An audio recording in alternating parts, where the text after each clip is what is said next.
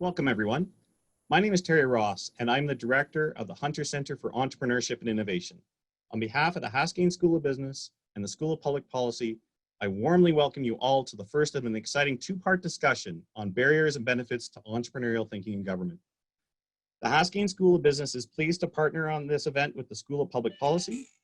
We believe it's valuable to facilitate strategic conversations between business leaders, students, faculty, and practitioners. Welcome to you all. I'd like to begin with the territorial acknowledgement. The University of Calgary gratefully acknowledges that this event is not only being held in cyberspace, but also in the traditional territories of the people of the Treaty 7 region in southern Alberta, which includes the Blackfoot Confederacy, the Tsuut'ina First Nation, and the Stoney Nakoda.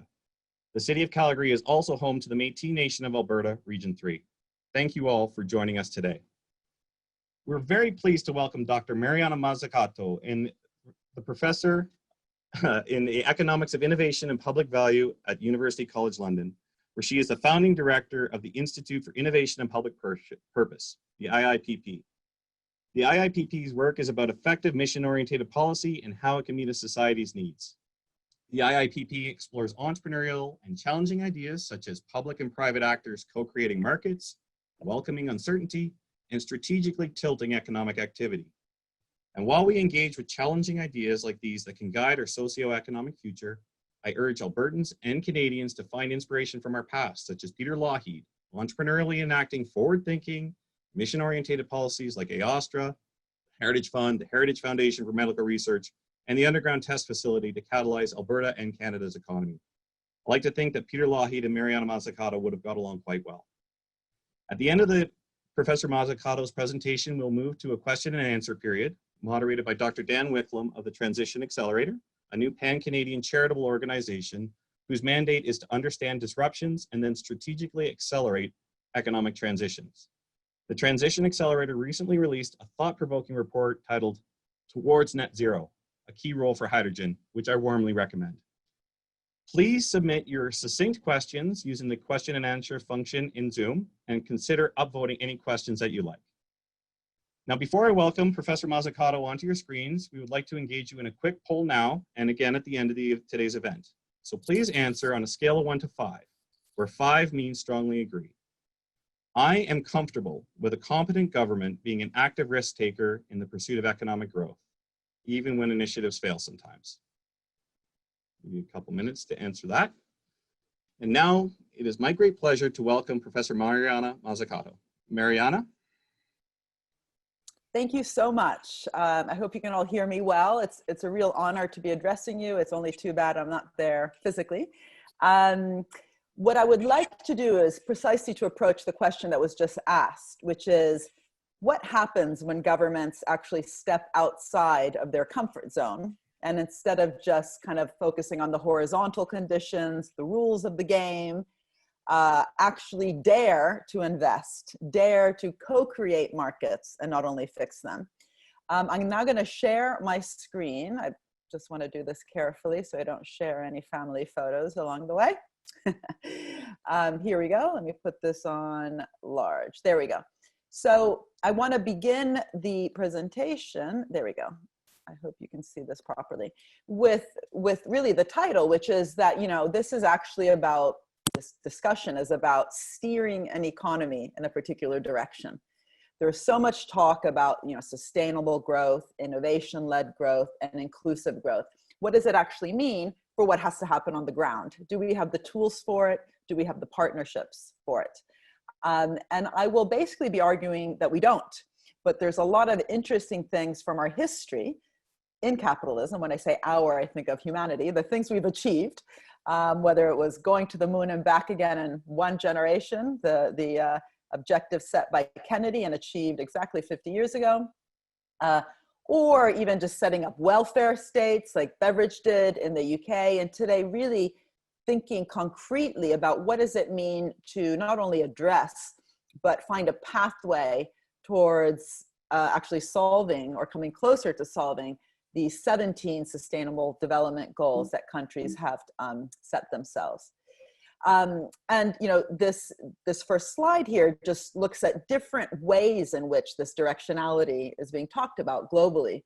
before COVID. We're also wrapped up now with the health pandemic, but you'll remember that in the autumn last year, there was so much talk in many different countries, in the US and Canada and Europe, all over the globe, many African countries, about the need for a Green New Deal. Of course, building on the concept of the New Deal of Roosevelt, but much more steered towards a green transition. There's been talk in Europe now for a decade or more about the need to direct the economy towards a particular type of growth, smart, inclusive, sustainable, especially, but not only, since the financial crisis, because we should all remember there was no lack of growth before the financial crisis. It was just a very problematic form of growth. It was a very financialized form of growth. I'm sitting today in the UK, where we still have a financialized form of growth. If you break down GDP into its four components of demand, consumption, business investment, government investment, and net exports, the country, again, that I'm sitting in right now tends to grow more through debt-fueled consumption. So it's not investment-led and it's not innovation-led. And so what does it mean to transition from a debt-fueled consumption-led growth to an investment-led growth, with that investment actually directed at solving big societal challenges? Big question. And these SDGs, we should remember, are really bold. Some people say it's a shopping list, but first of all, they have 169 targets beneath them. And also they've been signed up to by, over 200 countries around the world. So what's the point of signing up to something if then you don't have a strategy of how to get there?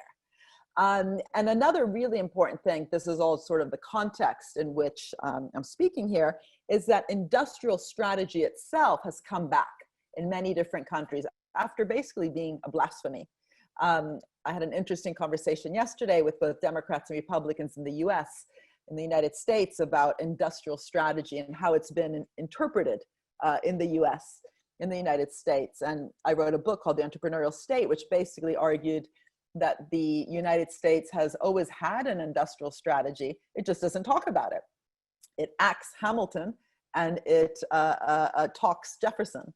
Hamilton, everyone knows about him now because of the musical, but he was, of course, a politician in the US that actually advocated a much more heavy, kind of visible hand of the government. The problem is if you act in one way and talk in another, there also isn't sort of learning within the country about the lessons along the way. Because a lot of these things, whether it's the Green Deal, achieving innovation-led growth, tackling the SDGs, actually having an industrial strategy, it's always going to be a messy process. There'll always be huge room for learning, trial and error and error and error. But if we don't actually have a way to explicitly talk about directionality and steering an economy in a particular direction and learning the mistakes along the way, then it's a lost opportunity, even when those strategies are being implemented. And so again, the reason I wrote The Entrepreneurial State back in 2013 was that I thought that we needed to better understand the role of public policy as going beyond just fixing things when they go wrong.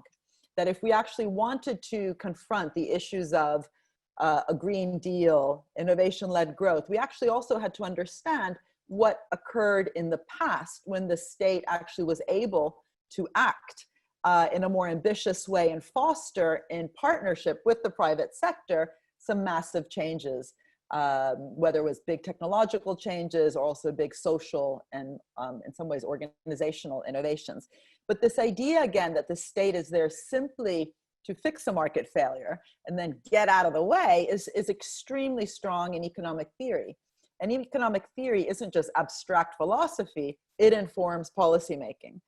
Keynes had a wonderful quote. He said that John Maynard Keynes, the famous economist who talked about the role of the state, he said that practitioners on the ground who think they're sort of devoid of theory and they're just getting the job done, getting Brexit done, getting a green transition done, are actually slaves of defunct economic theory. So in some ways, kind of revealing the way that siloed and static economic theory has been informing policymaking, I think is very important, even before we think about better policies, or it should happen at the same time. So this idea that, again, the state, yes, it's important, but it's really just there to patch things up when they go wrong, whether it's because you have a negative externality, so pollution, state comes in and brings in a carbon tax, needed, but again, a patch, comes in and fixes the lack of investment in a particular area because of the public good and positive externality feature, so invests in basic, say, research and development. All these areas exist, these market failures exist, but really my point has been that it would be very hard to understand the history of government investment, especially when it was successful, if we just thought about it in terms of fixing. So in fact, all the technology that makes this iPhone, which is counting down my time here, smart and not stupid, actually came from active government strategic investments, which came from thinking about directions, whether it was technological directions or something else, but they were also often problem-based. So the internet, Siri, GPS, touchscreen display were all spillovers of government actually doing more than just horizontal conditions or fixing market failures. The internet, just as an example, came about when government had, posed itself a problem, wanted to get the satellites to communicate,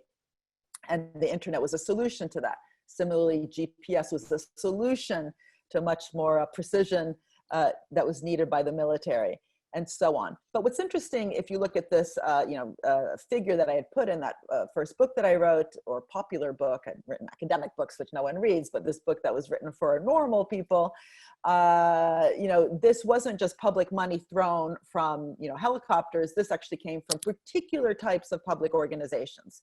And so one of the interesting things is that when we confront directionality of the more social kind that today we think about, what, the SDGs or green transitions, what can be learned from the kind of intra-organizational dynamics that we know were very important, for example, within DARPA when it funded the internet. And this is not about cutting and pasting a DARPA into another country, but it is about actually admitting, like we do with the private sector, that if you're going to co-create value, if you're going to take risks, then we actually have to think about organizational dynamics.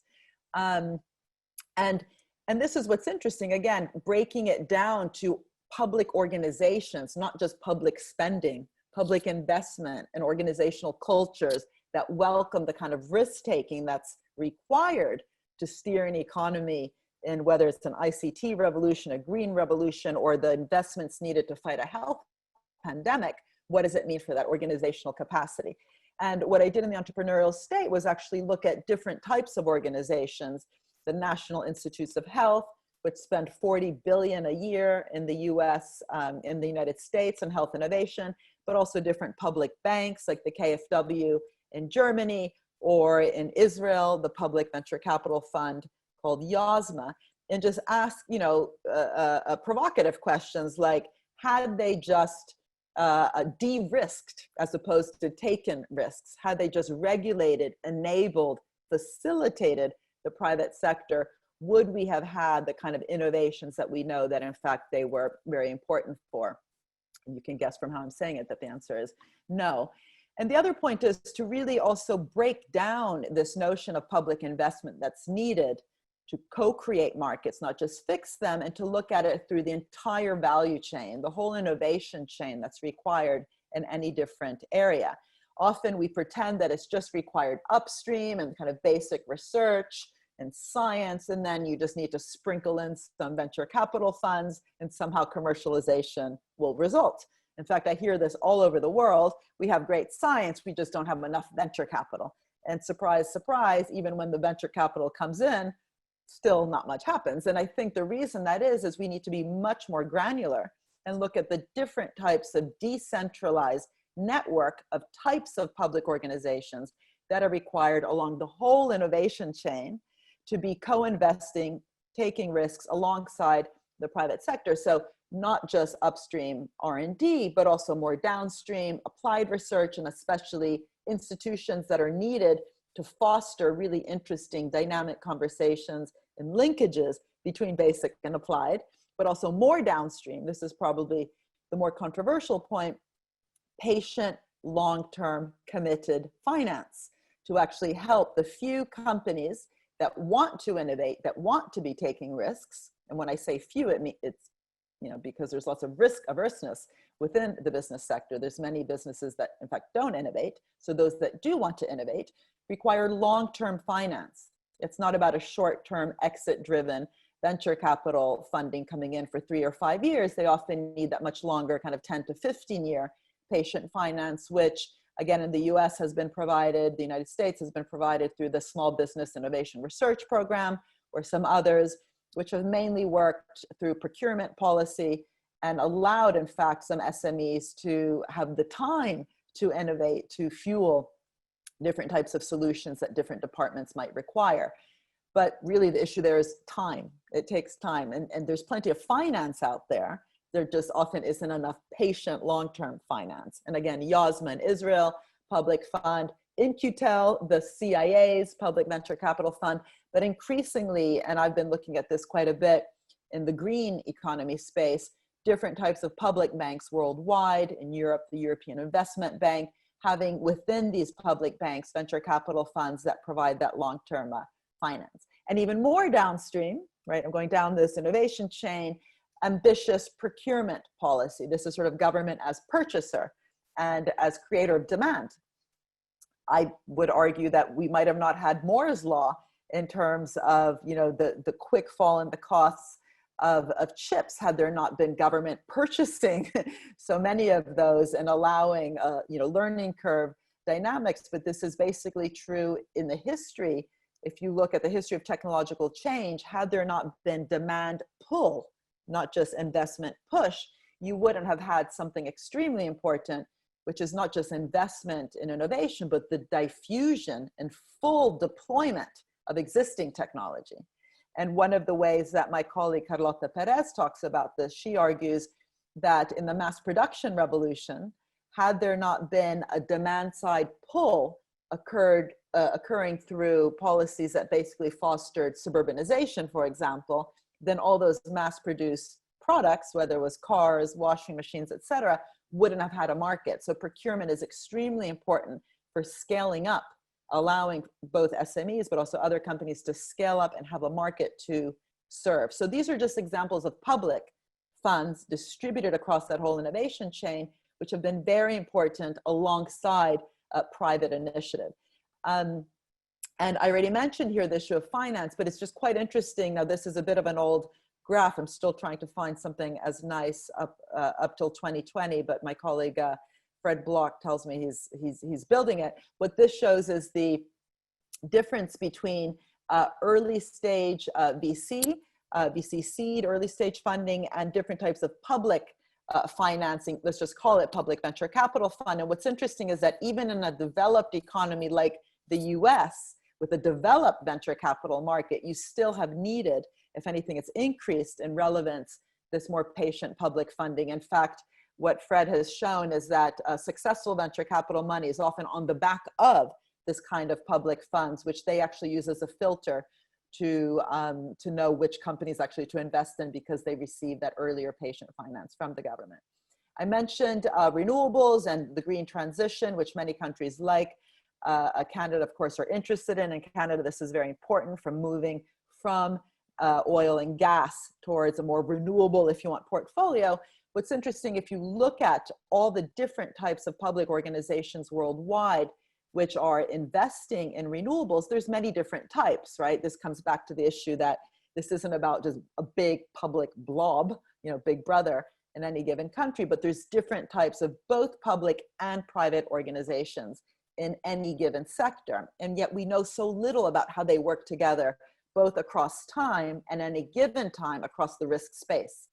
And we used, myself and Gregor Semeniuk, a co-author of mine, have published different works looking at, if you look at the risk space and the capital intensity space and divide it up into 4 quadrants, what you basically see in the clean tech sector is something we observed in both nanotech, biotech, and the internet, that it's that upper right-hand quadrant, which tends to be the place where, at least in countries which are moving towards a green transition where the public actors have played the most important role. There's no point in a public investment to be replacing what the private investment can do, but really creating that additionality, pushing the frontier, investing in the higher capital intensity, higher risk, more uncertain spaces. And this is why, if you look at different areas, you would find that it's quite normal to it's quite not surprising to find that you have initially quite a bit of public investment in areas like wind and solar, but once the private sector comes in to those areas, you need less of public money there. I would argue that you still need a lot of public money to be investing in the large capital-intensive projects, especially in countries maybe that still are uncertain, either for political or developmental reasons. But in the more new and higher risk and higher uncertain mix of the renewable space, like marine energy, R&D, you still find a very important role of the public sector. So this is the ideal scenario, where the public sector is coming in early stage, more capital intensive, in the higher risk area, crowding in the private sector, kind of leading the way, not only de-risking them, but actually taking those risks in order to develop those technologies, or the diffusion of existing technologies.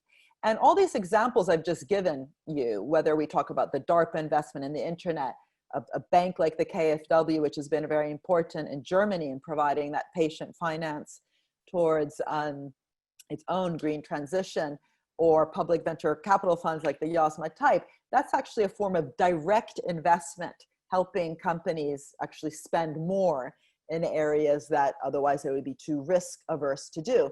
And what's interesting with this graph here, which is an OECD a graph looking at the direct and indirect government funding and tax support for business R&D, what sometimes is referred as BERD, B-E-R-D, the business spend on research and development as a proportion of GDP. If you break it up into direct and indirect, so kind of money that's provided directly, like a public bank does, or the ARPA-E form, or the form that's indirect through just like a tax incentive for R&D, countries have very different policy mixes. And you'll see Canada here. I can't point there, but you'll see it somewhere there in the middle. It's one of the only ones alongside another country where you have the black point above that blue line. But what you see there with Canada has been an over-reliance historically on the use of indirect incentives, tax incentives.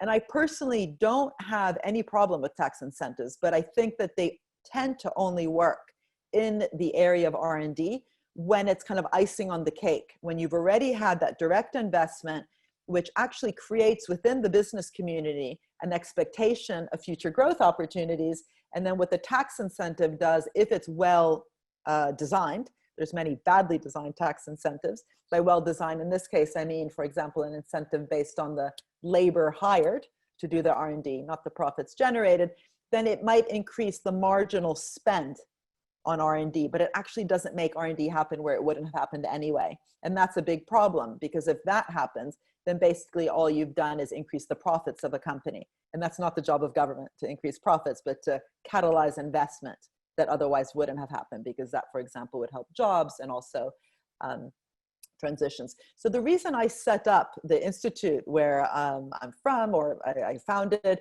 the Institute for Innovation and Public Purpose at University College London, and why I insisted that the university allow me to set it up as a department, a full-fledged department, our own teaching program, was that I really believe that the lessons from the entrepreneurial state required a new curriculum, a new vocabulary, less about fixing, more about co-creating, less about de-risking, more about welcoming uncertainty, less about leveling, more tilting towards a direction, not micromanaging, not picking one technology, but actually making decisions about directionality, not about picking winners, but picking the willing, a portfolio approach that actually allows government through well-designed instruments, which I'll say something about more in a minute, to help those companies that are willing to engage in big societal transitions to come along the way and to really support them. Less about outsourcing government capacity to the PwCs and KPMGs and Deloittes, but investing more in-house in your own knowledge creating mechanisms. Because if you're only there to fix markets, maybe you don't need to be that smart, actually. You just need to know some, where to put the bandages. If you're there to co-create and co-shape markets alongside the private sector and co-create value and be a value co-creator, you need a lot of knowledge creation within your own institution. And so, to be careful about too much outsourcing from government capacity, and less about static cost benefit analysis, and more especially, and again, I'll talk about this more in a second, if you're going to be mission oriented and really try to solve big societal challenges like those that are underneath the SDGs, you need to also realize that a lot of the interesting things will happen along the way. So what we often call dynamic spillovers, and getting a sense of how to capture that and not just the cost benefit static kind of net present value relationships.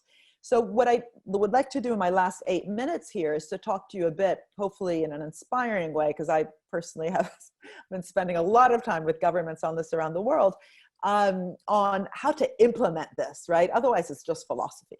It's just after dinner talk about, yeah, we need better government, look at the New Deal, yeah, we need to, invest again as Roosevelt did, and then we just kind of clueless on the how. And so what I was quite lucky. I was asked by the commissioner in the European Commission for a department, at the time it was called RTD, Research and Technology, and now they've changed their names. I can't remember, basically the Department for Innovation within the European Commission, to be a special advisor and to bring some of these lessons to the European Commission in rethinking these big ambitions that they've had for a long time around sustainability and inclusive growth. And because they had heard me talking about missions and mission-oriented organizations, and I had convened some conferences back in 2013 and 14, bringing together mission-oriented organizations to share this experience that they had about stepping outside that safe box of market fixing. They asked me to write this report, which you see the cover here, and to argue why maybe the European Commission needed to redesign its own policies. And so this concept of missions, which they've now adopted on the back of this report, the idea is that we would have never gone to the moon if we had just stopped with the very broad challenge of the, Sputnik and the space race. It had to be inspirational. There had to be a very targeted, concrete idea of what it is we were trying to achieve. So going to the moon and back again in a generation. And two, it had to be framed in such a way that was broad enough to really crowd in, again, I keep using that word because I think it's very important to get away from the dichotomy state and business, but actually the state being ambitious to crowd in business investment across many different sectors. So getting to the moon was not just about NASA and space agencies, but actually a lot of investment in innovation in sectors as different as nutrition, textiles, materials, software, what became the software industry, electronics, and so on. And lots of business innovation in companies, large companies, and actually some more smaller and medium-sized ones. But the large ones, you'll know their names: General Electric, Honeywell, Motorola, etc. But those little circles there on the bottom are extremely important. That's the experimentation. There was, 500, I'm just saying that number, hundreds of different projects and kind of homework problems that had to be solved along the way, of which many of them failed, right? So that desire and kind of, willingness to take risks was extremely important in the Apollo program. Whereas, I don't know how many of the viewers here work in government, you'll know that when you make a mistake, you're on the front page of the paper the next day, being accused of trying to pick winners. But that requirement that we know is true in the private sector of taking, trying, trial and error, learning by doing. That's just as important for any value creating institution, whether it's public or private. And yet that notion of taking risks and being willing to fail is much less common within the public sector, because it's, again, been framed as just fixing things and then getting out of the way. So these are just examples, taking it from two particular sustainable development goals around life underwater and climate change. If we just stop there, it'd be very hard to get on an investment pathway. So these were just two examples that I gave in the report to explain what I was talking about.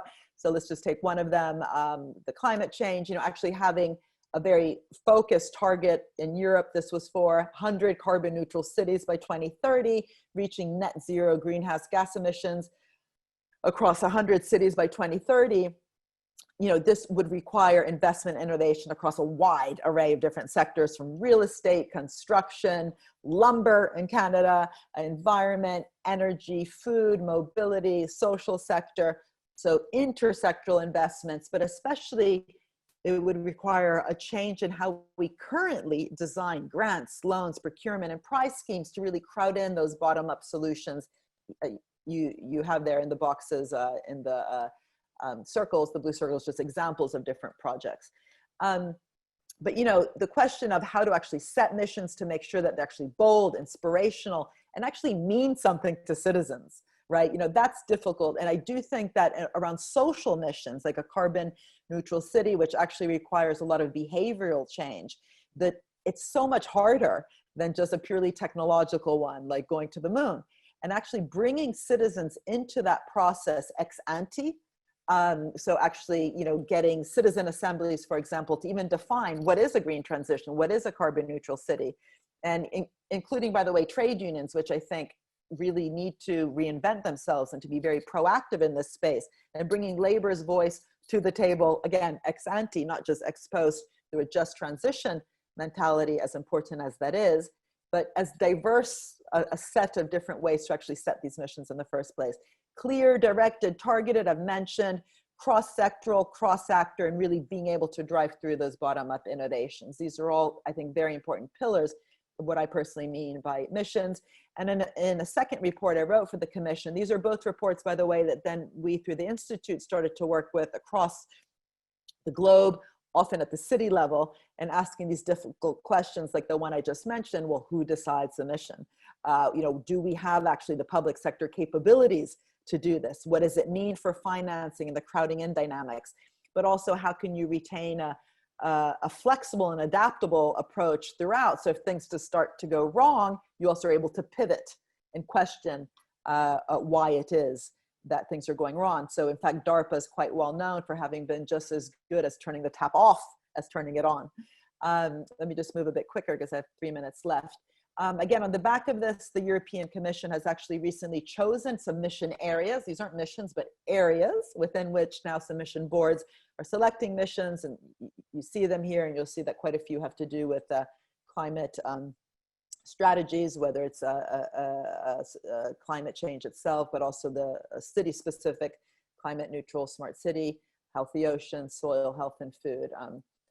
And something that we did, I think that was quite interesting in the UK, and I do think this is very important for a country like Canada, which is to resist just making a list of sectors, right? So this is work we did with Theresa May's government before Boris Johnson's government, currently in power, which is to say, stop having a list of these 5 sectors. I think at the time they had aerospace, automotive, life sciences, creative industries, and financial services, and to actually think of what the problems were in the country. So clean growth, future mobility, an aging society, so the demographic issue, and the whole question of data and the AI economy and how it could interact, for example, with the welfare state.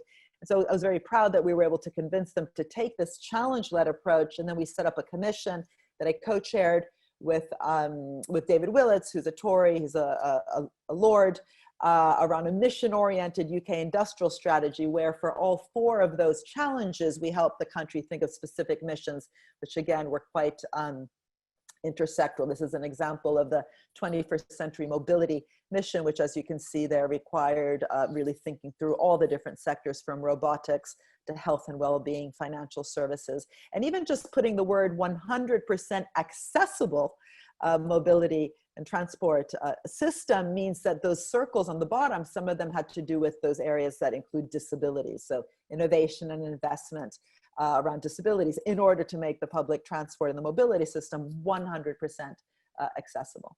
Let me just skip ahead. This is just some examples of work we did in Manchester. This, I think, is quite important. The HMT Green Book, Her Majesty's Treasury Green Book. I think this is one of the biggest bottlenecks we have, which is, if we're going to be ambitious and have public purpose at the center of what we do, be mission oriented, what does it mean for how we evaluate that issue I just mentioned before quickly? So going from a market fixing to a market shaping approach. What does it mean for going beyond these kind of static net present value cost benefit analysis? So we're currently doing a project with the Treasury. And I do think, at least my experience globally, is that things aren't that hard to discuss in the Ministry for Innovation or the Environment, and then you get to the Treasury and it's all kind of goes back to square one around some dynamic metrics. Again, I'm just going to skip very quickly now. We also helped in Scotland to set up a mission-oriented public bank. And I'll just say that in Italy, where I'm from, there's also a public bank, but it's not mission-oriented. And historically, it has mainly been just about giving out money to companies that have been facing problems and need to get bailed out.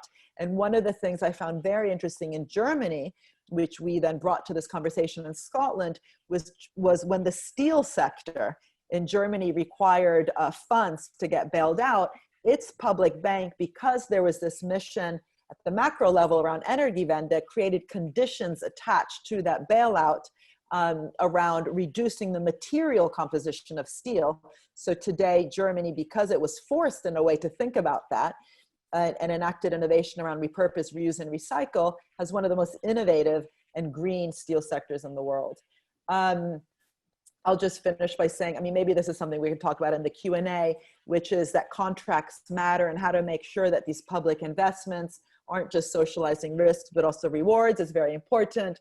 And whether it's this is through public funds or in particular cases, taking equity stakes or golden share of the patents. I mean, these are all different creative ways in which we can think about, you know, if you have a portfolio of investments, in order to catalyze the transition, what does it mean for thinking about that risk-reward relationship? Let me just stop here because there's other slides and I'll never shut up, and I see that you're trying to come in to tell me to. But I'm sure we can take on some of these other points in the Q&A. Absolutely. Thank you, Mariana. I'm not going to stand in the way of the Q&A because there's a lot of really interesting questions there. So I'd like to welcome Dr. Dan Wicklum, President and CEO of the Transition Accelerator. Dan, over to you. Okay, Dr. Mazzucato, fantastic presentation, and I'll head one question off at the past. And we've had about 40, I would say, as you're chatting here, so I think very well received. The Hunter Center will end up posting a copy of, video copy of your presentation, so people will be able to access that. So everyone is answering that question, there's the answer. So like if I was just to synthesize your presentation, which is remarkably well researched, remarkably well presented, but it's essentially that, you know, government should have and could have a stronger role in using active tools in terms of investments and markets in shaping what we want our society to look like, right? So right off the bat, before we get to people's questions from the attendees, I'll play the devil's advocate role and I'll ask, what would you say to people that would argue that government does not have the capability, or do you think government actually have the capacity and capability to do this? Because this is fundamentally a role of government question, right? Yeah, it's a great question, and it's actually the question, again, it's why I bothered setting up a whole institute and department, because unfortunately I think the answer is no. Many governments don't have those capabilities, but not because there's anything in the DNA of government that makes it stupid or inertial or less of a good investor than what we have in the private sector, but it's specifically that framing that if you're only there to fix a market, why do you even bother having capabilities that are about kind of that public venture capital portfolio risk reward kind of thinking? And so in the Institute, what we've set up is a whole master's in public administration to actually train bureaucrats globally and actually make the word, dare I say, bureaucratic, a sexy word. Yeah, it's late here, so I can make jokes. You guys are still in the afternoon. But, you know, it's so interesting that the word bureaucratic is a negative word. Why? We need bureaucracies. What kind of bureaucracies do we have? If they are static, if they're top down, if they're not flexible, adaptable, if they don't know how to, again, turn the tap off and just kind of stick with what's planned, and if they fear that kind of risk taking, the fear of failure, a problematic type of bureaucracy, and you're not going to be developing those capabilities. I should say that there's also been a whole era, and I would say fed by ideology, which has also fed that lack of capacity and capability because of that kind of outsourcing trend, which I briefly mentioned, and I'll sort of won't go into it too long, but I think it's very interesting to see how there's a coevolution, if you want, of lack of capacity and the reliance on outsourcing to consulting companies. I think they themselves have a lot to answer for, the consulting companies, just this huge presence they have in governments, which kind of become addicted to that help and doesn't allow them actually to be better prepared to confront many of the challenges they have. So I'm going to synthesize a couple of questions into a single one here. And one of the attendees I thought used a great phrase, and essentially what they said was, what you're talking about is disrupting government. And, we tend to think of disruptions as a good thing, creating new markets, creating new products, somehow improving things. So you talked about, this concept of disrupting the government, having them to be more entrepreneurial requires a capacity, and there are ways that you can develop capacity, like through the work that you're doing. But what are the other conditions, or what else would a government need to do in order to create the conditions and essentially embark on a pathway to become more innovative, just at a high level? Any thoughts? Yeah, I mean, again, I think one thing is actually pushing on some new also theoretical pillars, because, theory also has an implication on the ground, right? As I mentioned, a lot of, that Keynes quote saying, that the tools that we actually have on the ground, how we design them, have actually been informed by theory. So part of what we're trying to do is also push a new theory, public value, public purpose, even define it. So for example, with the BBC, the UK public broadcaster, they've actually talked about public value for a very long time in their history, which has actually then justified the kind of investments they make.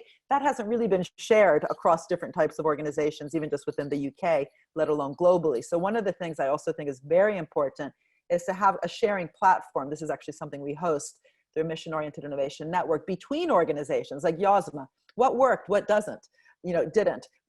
Between different public banks, what happens when you are really just kind of, a handout machine and aren't actually creating those conditionalities, like in the case that I just gave at the end with the German public bank, which then fosters a much more symbiotic, less parasitic kind of public-private partnership. So one thing is just to admit that this is hard, and we need platforms where public organizations globally learn what it actually means to step outside that narrow box. But then, just to get really specific, it's not about putting, just government in the position of having pet projects like, oh, we're going to do offshore wind or fusion. It is about always thinking that this is about thinking of broad directions. And I do think the SDGs are the ones that we need to be thinking about. And within those, thinking about these really concrete kind of goals, but within that, a portfolio approach. So and if you're going to have a portfolio approach, so, investing in different types of renewables, so you don't put all your eggs in one basket, that itself requires a particular type of capability to think about how to distribute the risk across that portfolio. So, but how you think of risk and reward will be defined differently. So when I mentioned at the end there that we need to also be socializing rewards, not just risks, that's not just about monetary reward, that is about conditions. So how do we govern, for example, intellectual property rights so that they're not abused in an area like health innovation, extremely relevant right now with COVID. If you look at what's happening both with the therapies for COVID, the drug called remdesivir, I can't pronounce it, and the vaccine, this isn't just about a race for a vaccine. If we want it to be universal and accessible by everyone, that's going to have a particular type of governance structure. So thinking about the common good and the public good requires a way to govern the innovation process itself. And you'll know that patents have historically been quite abused. They're often too wide, they're too strong, so hard to license, they're too upstream. All these things are often result of bad deals that the government itself is striking. And my experience is that it's often a result of being not very confident of your role. So this issue of also changing the narrative, those words that I had up here, this is from our brochure, those are, these words that we cross out, that's like a different storytelling. Plato said storytellers rule the world. The story we tell about what government is actually will affect also its confidence when it's striking a deal. And I often say it's not just about the green deal, it's the deal. Like, we know more about the green bit, just listen to the science, as Greta says. The deal is really messy because governments have often accepted this very siloed notion of what they are and then struck very problematic deals because it's not, two equal, there's power relationships that have to do with the theory itself of how it's described. Right. So we're having this conversation, in this event at a remarkably pertinent time. So you may not know, tomorrow is our Government of Canada's speech from the throne, where the federal government will essentially announce its vision for its future government. It will attach confidence votes to that. So we may actually be going into an election. And the Liberals have been very deliberately cultivating, I would say, the receiving environment for that throne and priming people for it to be a very big financial announcements or a suite of announcements that aligns with this concept of building back better, building back more just and more green and so on. So, it is remarkable timing. So this concept of government as entrepreneur, Do you think it's getting easier or less easy Mm. considering global trends? So I'm thinking of things like, well, certainly we have COVID, and every country is asking for massive government intervention. But I think even before that, we were backing off of globalization for many different reasons. I'm thinking about trends in politics where politicians communicate directly with the electorate by Twitter. So do you think it's getting easier or less easy in our current political dynamic and our current global state for governments to develop and be more innovative? So, again, I think it's a fascinating question, a really important question, but there's no one answer because it depends. And I've actually written quite a bit about this during COVID. I've been fascinated by how differently countries have reacted in terms of how the funds have come into the economy. So Macron, for example, has said very clearly in France that the government's role was not just to save the airlines or to save the automotive sector, but precisely because they were the most polluting sectors. And again, remember all the conversations in January and February before the March lockdowns was about, the fires in California and Australia, the floods in Venice. So there was all this talk about the Green Deal. So he said, we need to take this opportunity to transform, not just save industry. And he created strong conditions for Renault and Air France, for example, in terms of conditionality on the bailouts received. Denmark created conditionalities around companies that had been overly using or just using tax havens, so extracting value as opposed to reinvesting it back into the economy, very important for public services, et cetera, wouldn't be eligible for the bailouts. In other countries, including in the UK, we gave a massive bailout to EasyJet, no conditions attached. So all of these things require agency. There's nothing, again, deterministic about a crisis and what's going to happen with the public sector. We definitely failed after the financial crisis. Trillions poured in. Most of that money ended up back in the financial sector and finance, insurance, real estate. But that was also because it wasn't accompanied by equally ambitious kind of fiscal stimulus packages, which had to do with new structures and systems within the real economy. So I think what COVID presents us is such tangible problems in the real economy, from the digital divide to the health pandemic, that we absolutely need to make sure that this money that's pouring in both has these kind of conditionalities that I talked about, but also actually finds its way into creating a stronger system, especially, but not only health systems in the real economy. But that doesn't happen on its own. That is precisely what requires that directionality that I began talking about in the beginning. And that kind of leads me to that second part of your question, which is, we can talk about social media, but let's talk about it more in terms of engagement, right? Are governments able to engage the citizenry, and how are its messages? Is there trust? And we know with the vaccine itself, there's issues of trust, and with the testing process, there's issues of trust. And I do think one of the really interesting things around this notion of the mission-oriented approach is that slide where I had who decides. And the reason I'm so interested in working with cities, and I recently gave a talk to 40 mayors through the C40 network, is cities have such tangible problems going from point A to point B. And it's not necessarily the case you always want to go there quicker. Your experience along the way has to kind of fulfill all sorts of different experiential processes you might have, but who's better to decide that than the citizens themselves living in a city?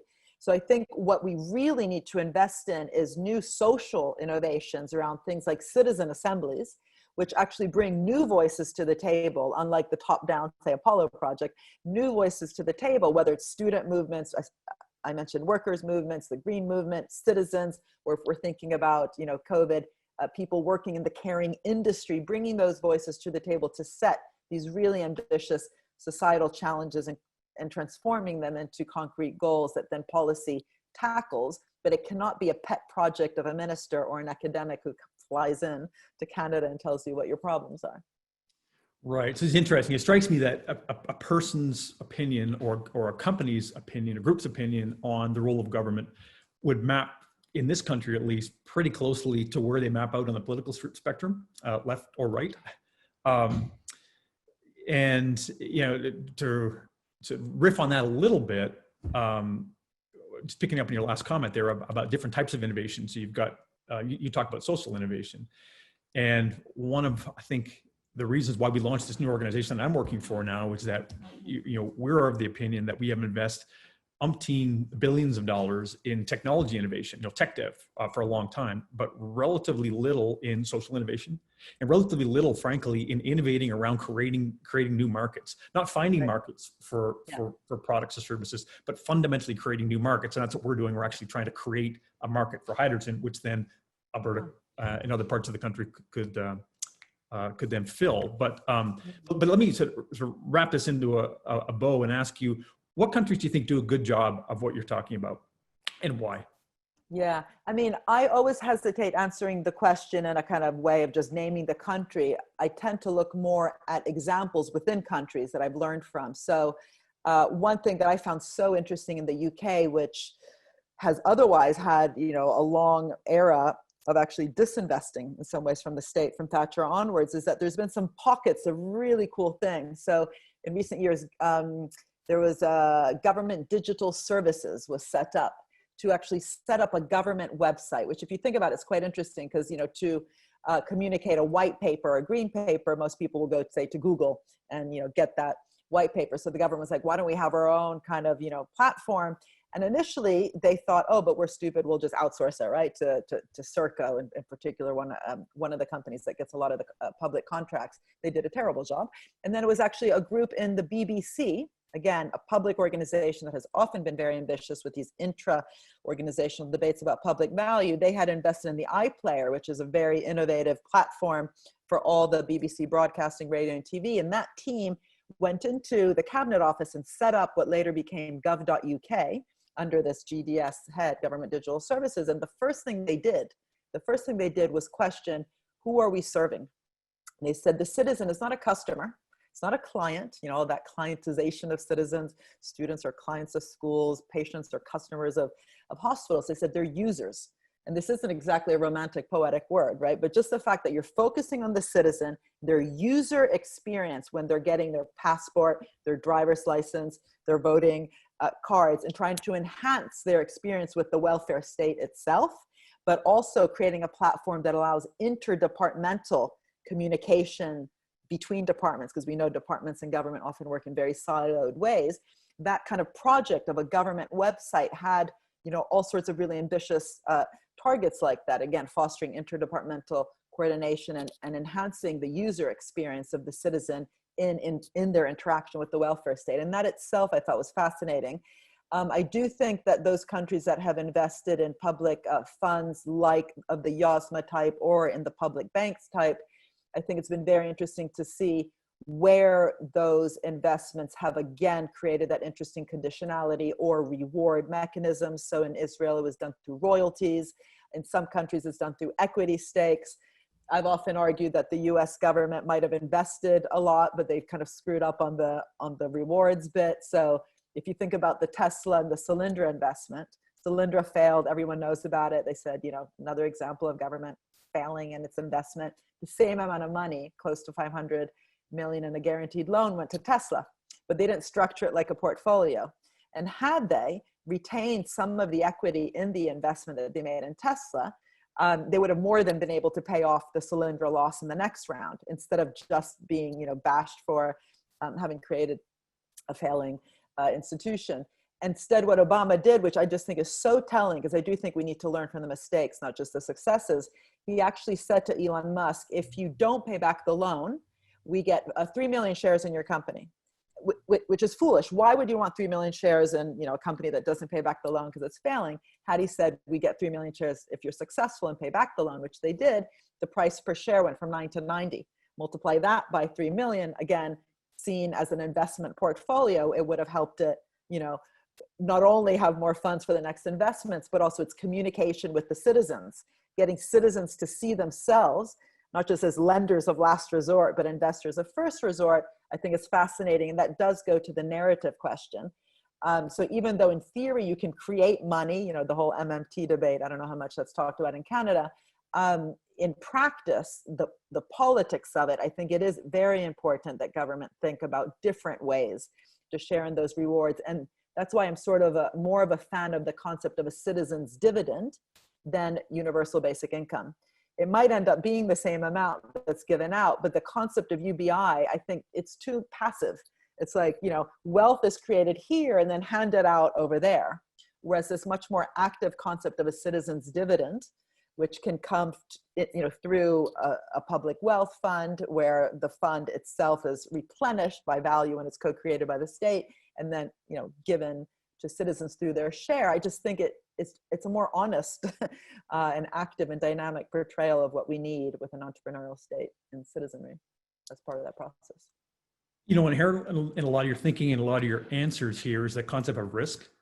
So, you know, the whole idea of creating a portfolio of projects, whether you're a company or whether you're a government investor, is you want to be fairly guaranteed that you're going to have some successes and that will allow you to put up with some losses.